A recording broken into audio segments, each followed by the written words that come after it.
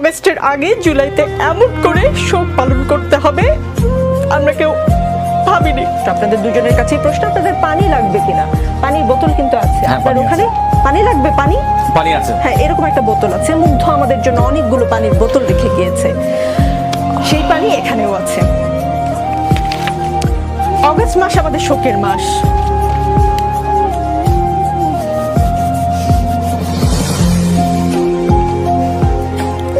অগস্টের আগে জুলাইতে এমন করে শোক পালন করতে হবে আমরা কেউ ভাবিনি। কিছুক্ষণ আগে আপনাকে একটা ঘটনার কথা বললাম, আপনি শুনেছেন। আমি আশা করি মাননীয় প্রধানমন্ত্রীকে আপনি এই ঘটনা বলবেন, কি হয়েছে একজন শিক্ষার্থীর সঙ্গে।